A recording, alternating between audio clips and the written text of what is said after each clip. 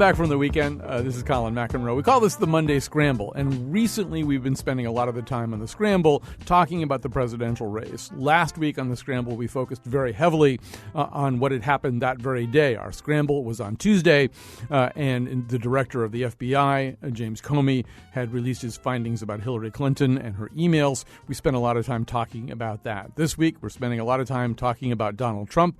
If you picked up your New York Times today, assuming you get a physical copy, you may have seen that even Justice Ruth Bader Ginsburg, Supreme Court justices don't give a lot of interviews. She gave an interview in which she quoted her late husband saying this might be the time to move to New Zealand if Donald Trump is elected. So we'll maybe today talk a little bit about why some people might feel that way. This has something to do with his foreign policy and something about who he is inside. And you'll hear both of those things on the show today. But we're going to start with Franklin Foer. He is a fellow at New America and a contributing editor at Slate.com. He's going to talk to us about Donald Trump's relationships with Russia. Right now, Franklin Foer is writing a book about the dark side of Silicon Valley. My pleasure. Thanks for having me.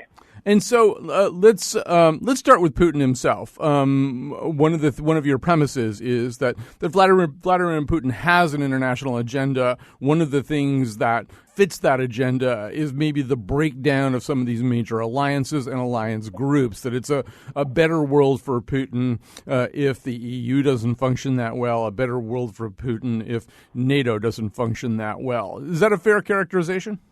That's a fair characterization indeed. And Putin hasn't just theorized about this, he's tried to operationalize it. And he's had an electoral strategy in Europe where he supported far-right candidates who were hostile to NATO and hostile to the European Union. And sometimes he supported them directly by giving them money, and sometimes he supported them in more covert sorts of ways by running propaganda campaigns on their behalf. And he's not terribly shy about it all. In fact, he's held various confabs in Moscow where he's gathered a lot of the parties who he's aligned with to meet in one place and to network and work together.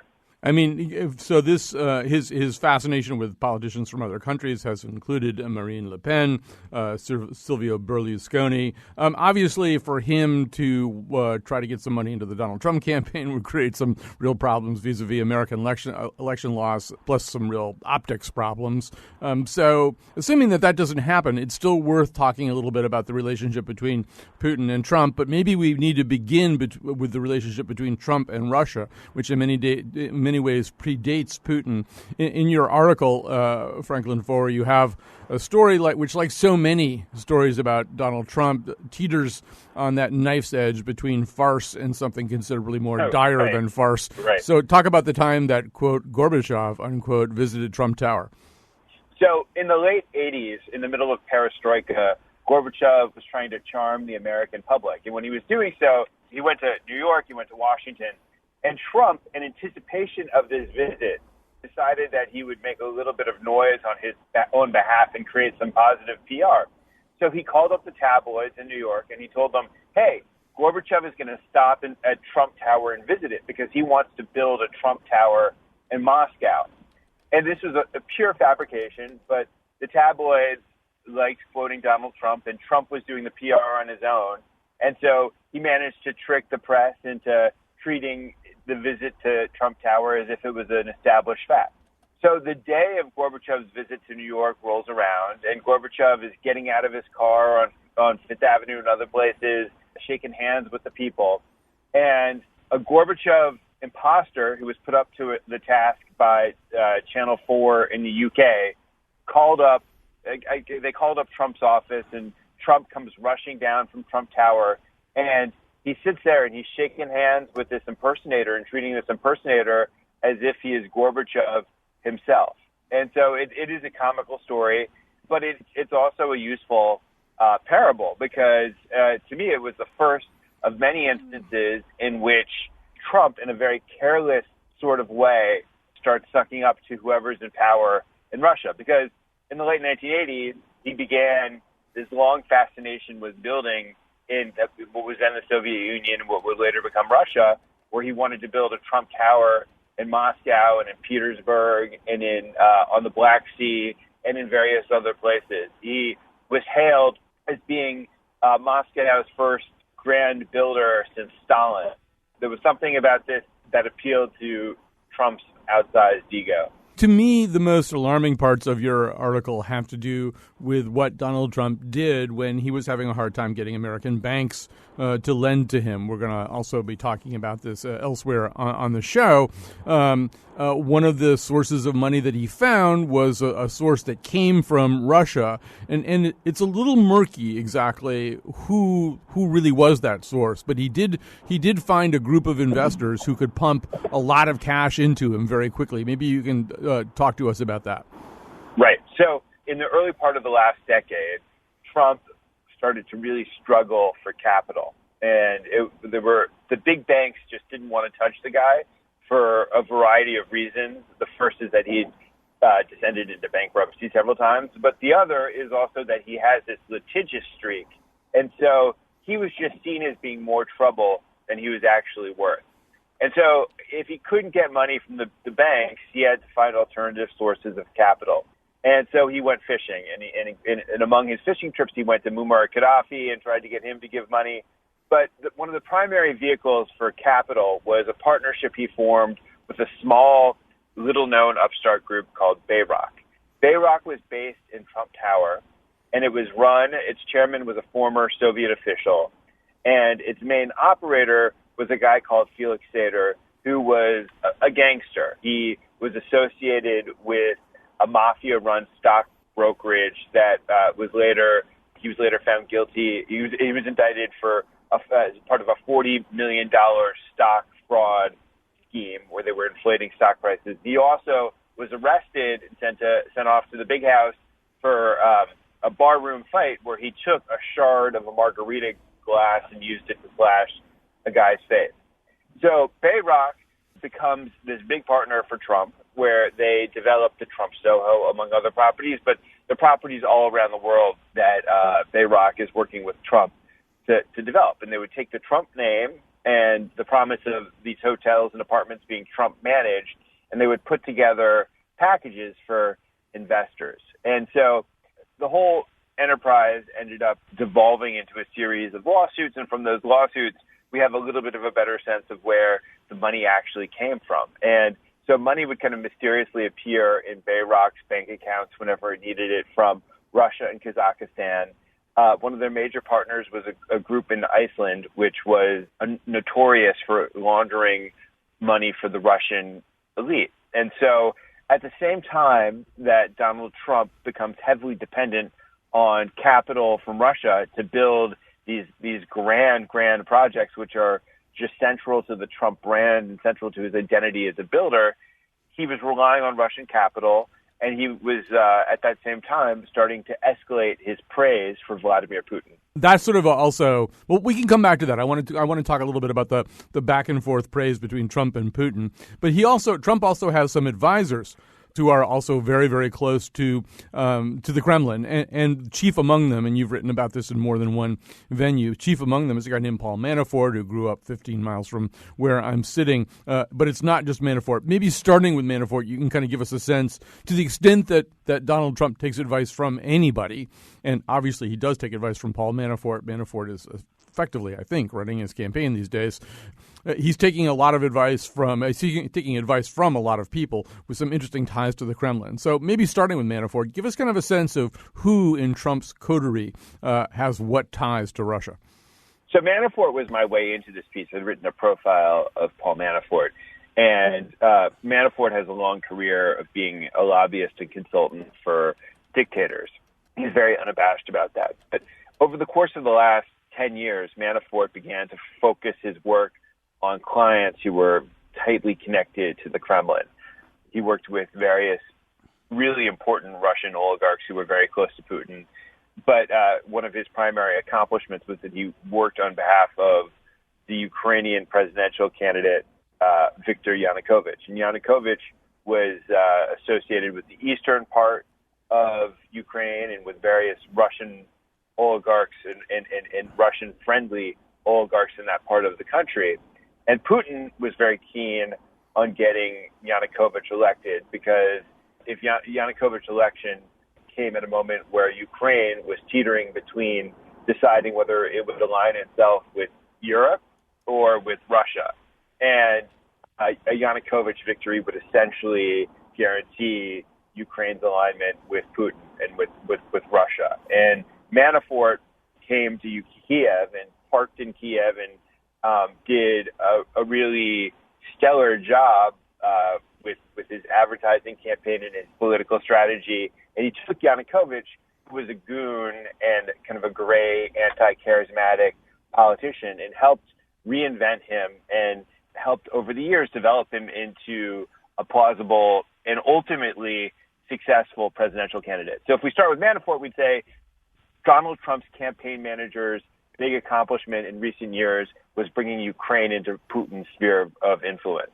So that's where we start at the top of the campaign. And then when we go down, we'll see that his major energy advisor worked for Gazprom, which is the Russian state-owned natural gas company. He put together deals for them and has advised them over the years, and has been a major apologist on behalf of Putin in this country, writing various articles that are very defend Russian, justify Russian adventurism.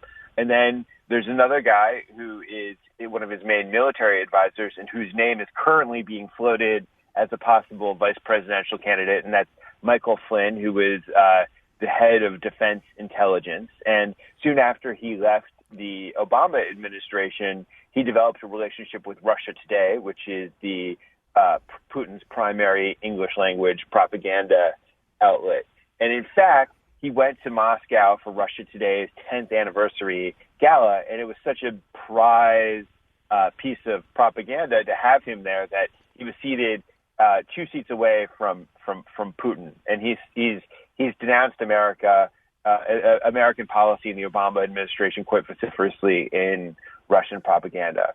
Rick Burt, who wrote Trump's primary foreign policy address, is kind of a venerable Washington figure who was Ronald Reagan's ambassador to West Germany in the 1980s. And he also is a major investor in Russia, and he's on the board of a fund that has a really significant stake in Gazprom, the Russian state oil company. And he's on the board of a major bank in Russia, and he's highly plugged into Russian finance. And the point is that in Russia, the distinctions between the state and business are highly blurred. And so you have people who work for Gazprom and the like, they're actually tied to the Russian government in a direct sort of way. You know, if it was just one guy, you could say it's an outlier and not terribly meaningful data point. But when you look at the mass of them, it feels like there's something still circumstantial, but highly troubling about the pattern, and especially when we step back and we look at the broader array of connections that Trump has developed to Putin and the Kremlin over time. You know, Franklin Foer, in the article, you also read about this kind of mutual admiration society between Putin and Trump. Trump likes Putin. Putin says he likes Trump.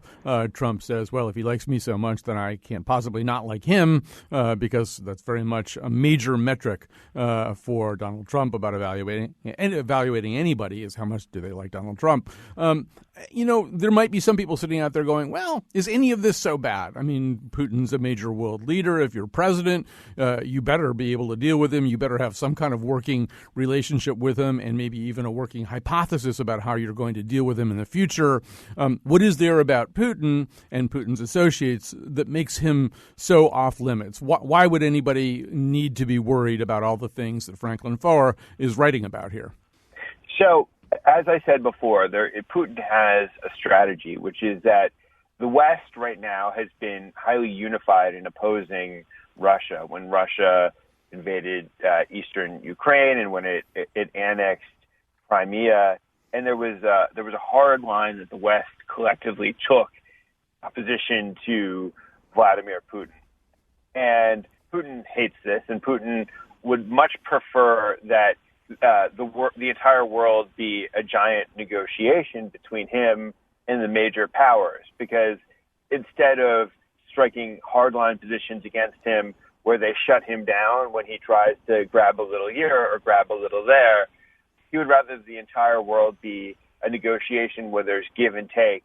And so that means when he pushes things in Ukraine or in other parts of the world, he will ultimately retrench, but he will also grab little pieces of the world here or there. And Putin has this strategy of trying to undermine liberal democracy in the West, and it's not a Soviet style type of threat, yet it is still something that is ultimately antithetical to our values, and also antithetical to our interests, because I would argue that having a strong relationship with Europe is crucial, not only to us economically, but also to us strategically, just given the commonality of interest that we have in fighting terrorism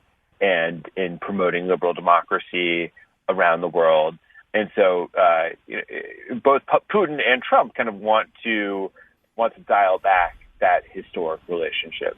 I think maybe overarchingly, too, although I'm building this on pretty slender evidence, but I'm starting to wonder and maybe even get a very shady picture of what Trump realpolitik is, and I think if you pair up all the stuff that you're saying right now and stuff that Trump has said that's basically, if not admiring of Putin, suggestive that Trump, can work with this guy.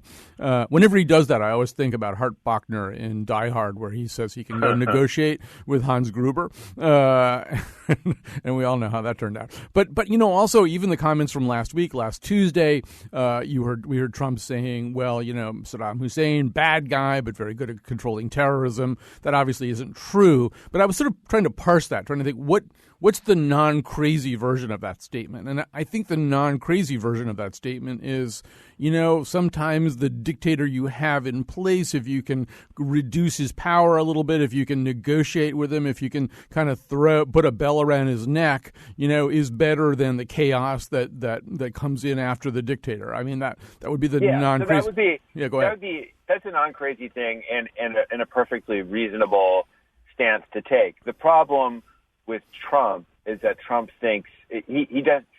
Realpolitik is a cool doctrine. You're supposed to analyze the world from the perspective of this detached analysis of your interests.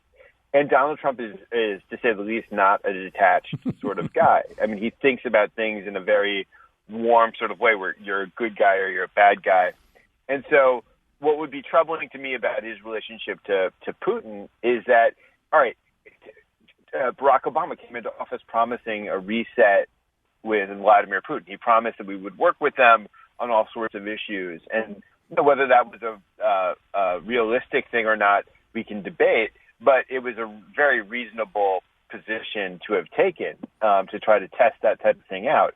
But the problem is that if you're negotiating with somebody who is ultimately dishonest and ultimately wants to undermine you, you can't look at them in a way in which you're misunderstanding them or you're treating him like he's ultimately a good guy. We need to negotiate with Putin in all sorts of ways, but we need to do so in a way. I mean, the genuinely realistic position is to talk to the guy, but also to understand where his interests lie and his approach to the world.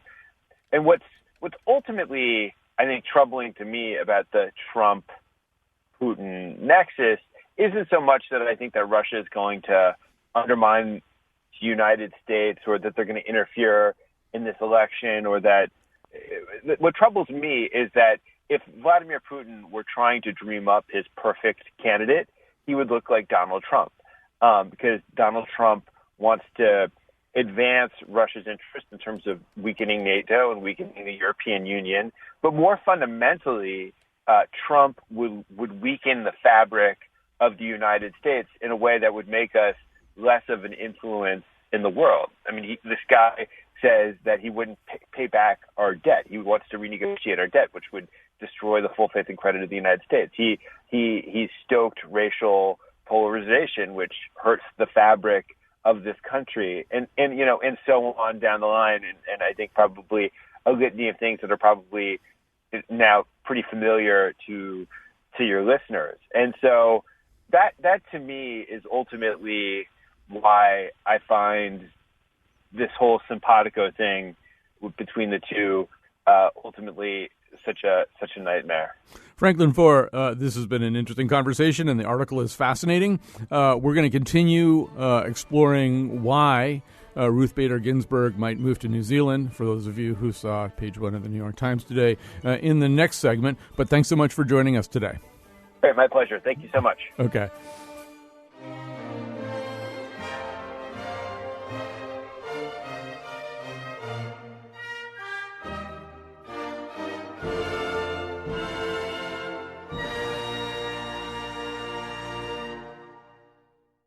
So you just heard a little bit more about Donald Trump and his foreign policy vis-a-vis Russia. So that's the outer world. But we also decided to talk a little bit today about Donald Trump's interior world, somebody who's really tried to figure out what's going on inside Donald Trump. That person would be Mark Singer, staff writer for The New Yorker and the author of Funny Money, Character Studies, Encounters with the Curiously Obsessed, and most recently, Trump and Me. Mark Singer, welcome to the conversation. Several months working on that, and then cumulatively maybe a couple of weeks, either fly on the wall mostly or talking to him. But it was an immersion in Trump world for sure. So the British have an expression, who is he when he's at home, right? That's their way of asking sort of who somebody really is. But that, in a way, was one of your questions in approaching this piece, was not just who is Donald Trump when he's at home, but who is Donald Trump when he's not Donald Trump in capitals and italics? Who is Donald Trump when the TV lights are off and nobody's writing down what he says? Who is Donald Trump when he's not really being this incredible Donald Trump character? Is there a person who exists in more of this kind of off-switch position? That's one of the things you wanted to know. Did you ever get a satisfactory answer? Well, I didn't find him. I really felt that he was a persona, that was a very deliberate decision that he made relatively early in his career when he chose to brand himself. No one had branded real estate before this, so he succeeded, and his life today is very wholly dependent on having branded himself and licensing his name, things like that. But the actual human being, I did not encounter. But that raises a question. I mean, you do ask, does he have an inner life? I mean, we assume that pretty much everybody has an inner life. I mean, maybe people who are sociopaths or psychopaths have slightly different inner lives, but they certainly don't not have lives, don't have existences which are private to them. I mean, everybody has some kind of private inner world where they have conversations with themselves that are distinct from their public utterances. I mean, are you actually questioning whether or not such a thing exists for Donald Trump, some kind of private consciousness? Well, let me qualify this. I'm not God. Yes. So, but I did once ask him. We were driving in Westchester County, New York, and I was trying to get at this very question. And I said, okay, what time do you wake up? He wakes up very early. He sleeps relatively little. What time are you at your desk? So he wakes up at 5:30. He's at his desk at 7:15. Okay, what do you do? So I shower, I shave, I read the papers. What do you read? So he tells me the magazines, newspapers he reads. I said, all right, you're in the bathroom shaving, and you're looking in the mirror. What do you see? And he doesn't respond. And I said, well, are you looking at yourself and thinking, wow, I'm Donald Trump? He still doesn't get it. He doesn't know what to do with this question. And finally, I said, I guess I'll put it this way. Do you regard yourself as ideal company? And he said, I'll tell you this story. We'll see if it lasts. I actually know how this story goes. We might be able to live with it. We'll see. Well, anyway, he says, you really want to know what I consider ideal company? And I said, yes. And he said, a total piece of ass.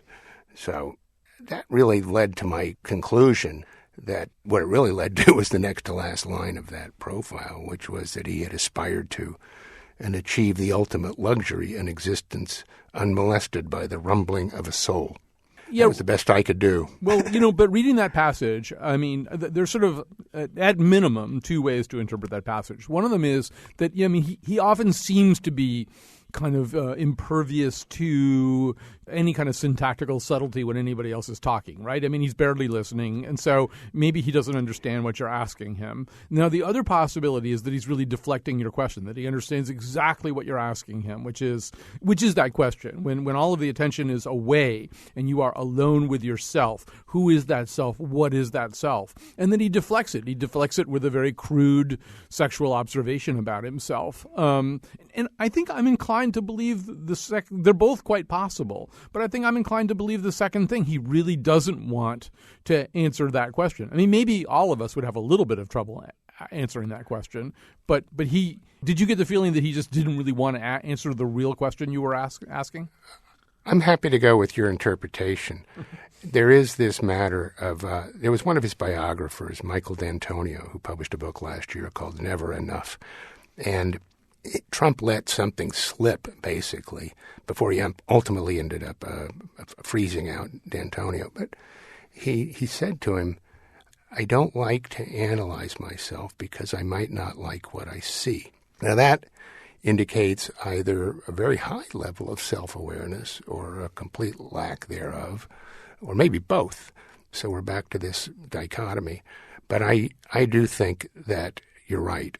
He doesn't want to do it. But still, that at night you put your head on the pillow, you're getting ready to go to sleep, and stuff's going on in your brain. And I don't question that that's true with him, but I can't fathom what that might be. No, I think as writers, both of us have these kind of meta-narratives that are almost impossible to turn off. It would be great to be Donald Trump even for a few hours, to shut off that whinnying inner voice that's constantly asking us questions about ourselves. But, it raises so many other questions about who he is. And I think we try to recognize him in terms of American archetypes. So I see in him a little bit of Saul Bellows Henderson, who has that I want drumbeat that's in his head that can never really be shut off. There was a piece in the New York Times, I think, about people who knew him. I think maybe like people who were sort of friends of his. And one guy said, in the 80s and 90s, he tried to do it with sex and deals. Now it's this political thing. But what he was trying to do was to scratch that itch that ultimately can't be permanently scratched. And I guess we sort of wonder whether that itch is it the result of some sort of Citizen Kane-like psychic wound, or is it just an itch he was born with, that he was, it doesn't really have a name. It's not the result of his childhood sled having been taken away or the collapse of some familial bond. It's just, he just can't be satisfied. Well, I believe in nature and nurture. And so I assume that there was something that went on. His father was a very driven guy and a hard guy, a tough guy. And he both told his son, you're a king. That must have had some sort of effect. But he also, at about 13 or 14 years old, yanked him out of his comfortable existence in Jamaica Estates, Queens, and sent him to New York Military Academy. And he did relatively well there. But even before he got there, he was a bully. He was proud of he was arrogant as a kid. This is in all the biographies. So what truly made him do that and didn't make another of his siblings, let's say, become Donald Trump, I can't say. But I think that there is, you say scratch that itch. A lot of times I think of it as scratch that id. Mm-hmm. He really doesn't seem to have a superego, although he obeyed his father, so that becomes a little complicated. I don't want to over-analyze him. I'm not a doctor. In addition to not being God, I'm not a doctor. So I only have what I observed up close and what I observe now, and he is himself only more so at the moment. So as you watch him campaign, I mean, first of all, I was struck reading Trump at Me with its harking back to that profile from the mid-1990s, how many of the tropes he engages in now, that he indulges in now, were just absolutely right there back then. It's not as though he suddenly picked up this thing of evaluating almost anybody, and first of all by their appearance and how it measures up to somebody else's appearance and who's less attractive and who's more attractive. And it just seems like that's one of his basic yardsticks. But I think the other thing is that whole way of relating to the world in terms of the kind of feedback that he gets. So Gail Collins, who like you, by the way, has a treasured keepsake of some like horrible, nasty thing that Donald Trump mailed to her based on something that she'd written about him a long time ago. But in one of her columns, she said something to the effect that, if Trump discovered that our audiences at rallies were really interested in gardening, 70% of his campaign would be about mulch. That in fact it's like really the thing that gets applause is the thing that becomes more and more true and more important, as opposed to any other ordering of information. And that seems to be the guy you met, 20 odd years ago. When I was with him, he wasn't running for public office. He was not a listener that I observed. He really had no curiosity about me, which is fine. I want to be invisible as a reporter. But I also have been puzzled by this. He has taken a genuine sentiment held very strongly by a certain percentage of the populace about immigration, and he's made that his theme. There are other themes, but that was his principal theme, and that was certainly at his kickoff of his campaign was this attack that he launched against Mexicans. Who the hell saw that coming? But he knew that was going to work, and it did. And the thing that has always evoked the most powerful reaction among the crowd is when he says, we're going to build a wall. And the crowd goes kind of crazy. When he says it, he sort of let the cat out of the bag when he was talking to the New York Times editorial board a few months ago, where he said that. He said, I notice that people seem a little bored or restless or whatever. I just say, we'll build the wall, and they go crazy. So that indicates an awareness of others, obviously. He is a salesperson. He's nothing if not a salesman. He's really quite a genius at selling. You might not like the product, but a lot of people do. And so I think that we're talking about somebody who both does and doesn't get his cues from the people around him. If he was a good listener, he would not be shooting himself in the foot daily. Well, I want to come back, Mark, to this whole – we're talking to Mark Singer, by the way, writer for The New Yorker. His new book is called Trump and Me. I want to come back to what you were saying before about id and ego and superego, because in addition to not being God or a doctor, you're also not a psychotherapist. However, I trust your insights in any of those capacities. And one of the things that struck me reading your book, and that I've been trying to find a way of thinking about, is the way in which he doesn't seem to, in fact, have a superego. And even if we could sort of equate the superego, this is not exactly Freudian, but with sort of basically the notions of civil governance that allow you to get through a day without or civil self-governance that allow you to get through a day. So, it's like all of these rules need to be taught afresh to him every time. You don't talk about a female television news anchor in terms of her menstrual cycles or what she might be bleeding out of. You don't make fun of the walk of a journalist who turns out to actually have some kind of physical disorder that's causing him to walk in a different way. We could go on and on, but that basic notion anyway, that there's just certain things we don't do. And occasionally these things really do redound to his discredit, at which point he kind of almost has to embrace these kind of basic rules of self-governance like they're new ideas. Well, he doubles down first. When he gets really harsh criticism for one of those things, he doesn't back off. Originally, he learned that from Roy Cohn. Never apologize. Never back off. Never concede error. Really is.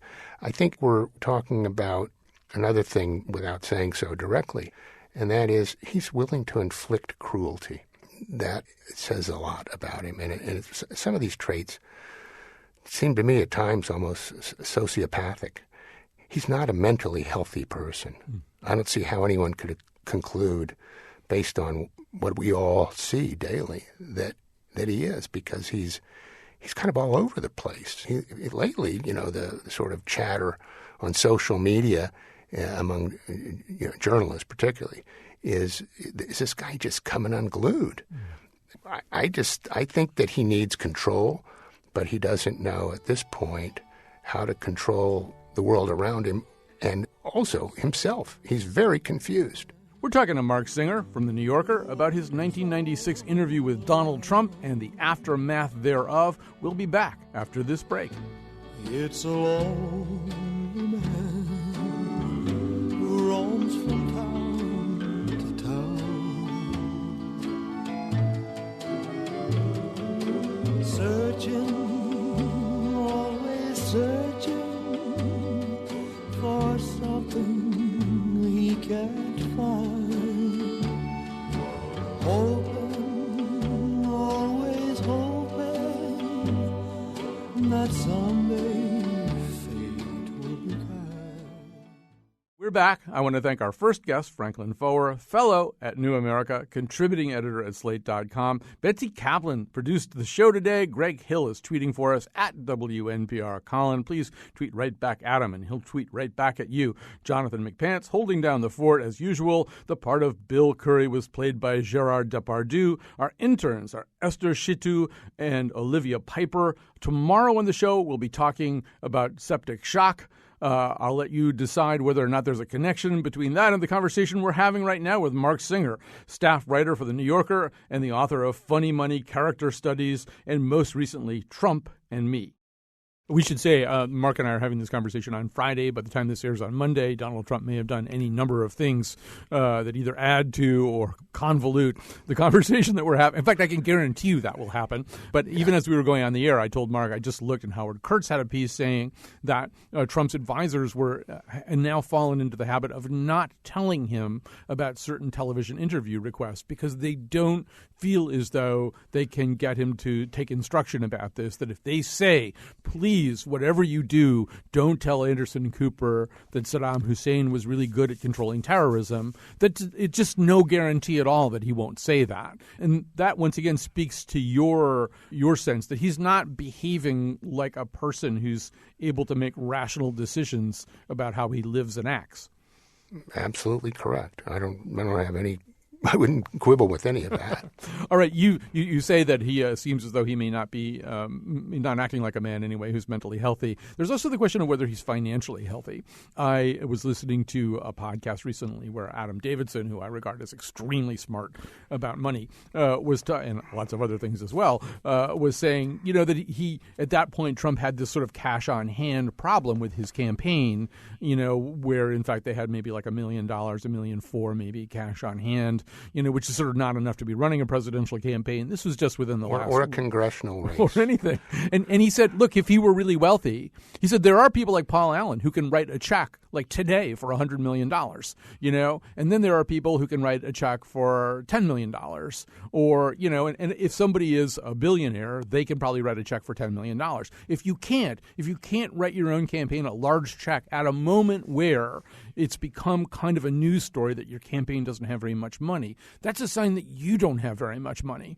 And there's quite a bit of analysis that you do, particularly about Trump during the time that you were looking at him, but Trump in general, that this notion of how rich he is, it's a very difficult thing to pin down, and a lot of it has to do, as you point out, with debt. And I'll let you take over the story from here. Well, he's the person who has said that leverage is a wonderful thing. He loves leverage. Well, when you leverage, you and I leverage when we borrow money to buy a house. We borrow to buy something that we don't really want to. Either we might have the money to buy it, but we don't want to use it for that. We hope that the house will appreciate in value if we ever sell it. It's a simple business precept. You want to build something that's going to cost $10 million. You really want to put down as little as possible, so you put down $500,000 or $1 million, and you borrow as much as a bank will lend you if they deem you creditworthy. Trump stiffed his banks in the early 90s for about $800 million and then pretended that nothing had happened. And the one thing that certainly happened then is that he became uncreditworthy in the eyes of any rational lender. So he did recover by leveraging his name is what he was really doing.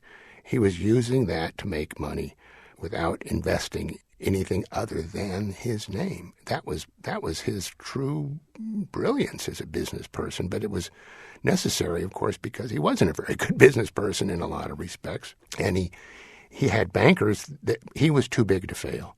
His bankers had no choice but to keep him alive.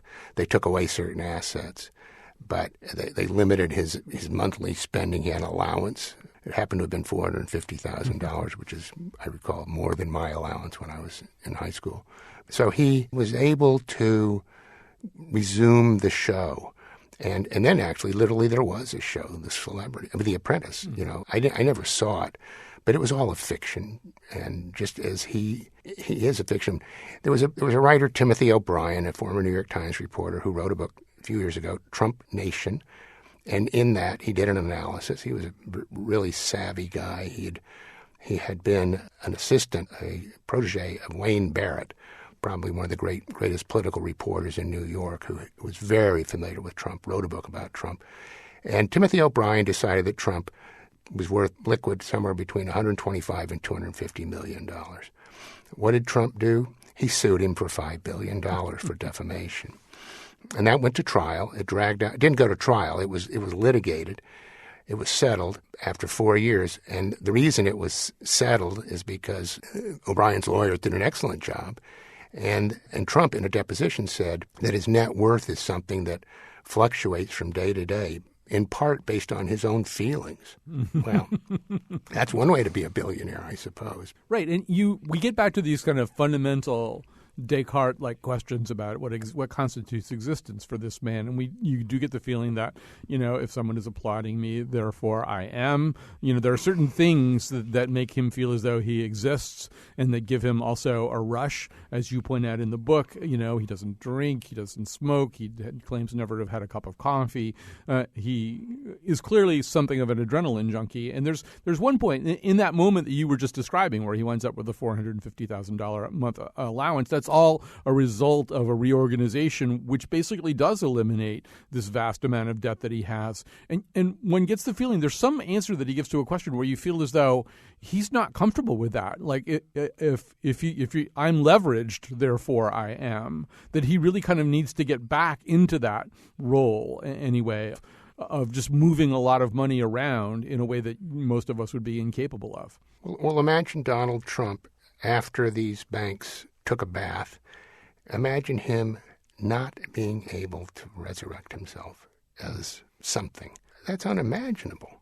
I mean, the guy deserves credit for having created value in his own name, but I don't know. I'm not really sure what that tells us about who he is, other than that he has an enormous ego. But everybody running for president has an ego, and he doesn't play by the rules that you and I play by, because he shows no shame about the fact that people didn't get paid. These stories have come out during the campaign. USA Today, all these contractors that he stiffed. He put people out of business who were contractors building, working on hotel projects and casino projects in Atlantic City. So I think the absence of shame, and again, we're talking about what makes him tick. What is his mental health? Psychologically, what is his makeup? I've never encountered anyone like him. Well, we're talking to Mark Singer, the great writer for The New Yorker. His book is Trump and Me, with a foreword by David Remnick. Let me just ask you, you're not God and you're not a doctor, nor are you, Cassandra or Gene Dixon or something, but I'm going to ask you to make some predictions anyway. Imagine that Trump somehow or other wins the presidential race. You and I were alluding to this before we started ruling on this, but I mean, some people have even wondered, because so much of this does seem, as you say in your book, like performance art as opposed to somebody with a particular plan for governance. Some people have speculated he might sort of announce at some point that he really didn't intend to be president. I mean, what do you picture, knowing what you know about this man, what do you picture him doing, on the day of his putative inauguration as president? Would he actually serve? You're asking a question, I'm sorry, but I can't answer it. Okay. Because I can't imagine it. And I'm not a novelist. That would make it easier. But I'm so convinced that he overplayed his hand, that he didn't want to be the Republican nominee, that this was all about building the brand. And everything that we're seeing that seems crazy, that seems self-subversive, is a result of that. He did not want to be president. So that would say logically, well, if the American electorate goes nuts, or, Hillary Clinton's leaky canoe gets even leakier, that we end up with Donald Trump elected. The only thing I do know is that his Paul Manafort, who was brought in to sort of clean things up, make the organization of the campaign at least have some semblance of adult management, said that Donald Trump does not want to do certain jobs. He wants a vice president who will basically be a chief executive officer, chief operating officer. He wants to be the chairman of the board. So that's a scenario. And the talk lately is that it seems increasingly Newt Gingrich might be his running mate. That would fit that scenario as well. All right, we're going to have to stop there. I will say that one of the things that Mark points out in his book is that journalists, when we think about these things, we often think about how good it's going to be for our profession, how much fun it's going to be to write about this, and then ideally, if we have any conscience at all, we then think, and then how bad it would be in other ways that have nothing to do with making us happy. So on that conflicted thought, I think we're going to have to stop. But Mark Singer, it's been great to talk to you, and the book, Trump and Me, is available for purchase. Well, it's been great for me, too. Thank you, Colin. Okay, bye-bye. I've got a few minutes left here at the end. Thanks to both of our great guests, and thanks to Betsy Kaplan for pulling this show together. I want to quickly mention that if you have reactions to this show that you'd like to share, you can email me at Colin, Colin, at WNPR.org. We also have a Colin McEnroe Facebook page, which we would really like you to like. It's the Colin McEnroe Show on Facebook. So go discover that, like it. All of our producers are communicating with you on that page. And then everything that we do goes up on WNPR.org. You can always get the audio of a show that you've missed or share it with friends on Facebook or Twitter. And so that's WNPR.org. If you look for there's sort of a show menu, you can click on that and drop it down. You get the Colin McEnroe Show. Everything we do goes up there. Nothing is ever lost. We preserve everything. Let me quickly also tell you about some things that we have coming up here. Tomorrow we do have a show on septic shock. Septic shock or sepsis actually puts more Americans in the hospital than heart disease or at least heart attacks and stroke put together. And yet we discovered it's actually a word that half of Americans don't really know the meaning of. It actually is the cause of death for Muhammad Ali. That wasn't Parkinson's disease. It was sepsis. So we feel like there's a story to be told there. We're also trying to respond in different ways, obviously, to some of the heartache of last week. We're going to respond culturally on Wednesday with a show about Westerns. And that notion also that so much of our attitudes about guns and the way guns are sort of the primary agent for effective action in America goes back in some ways, at least, to our love of Westerns, to the idea that you settle your problems by shooting, by guns. And then on Thursday, we're doing a show about circumcisions.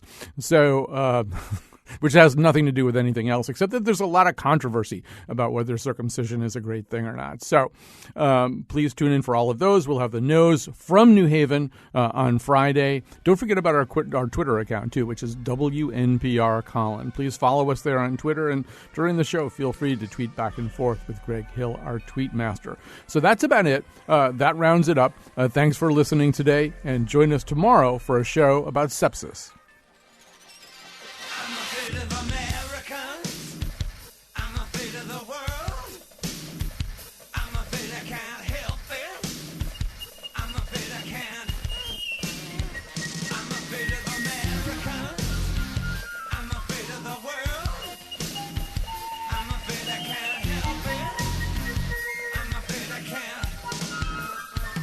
I'm afraid of America.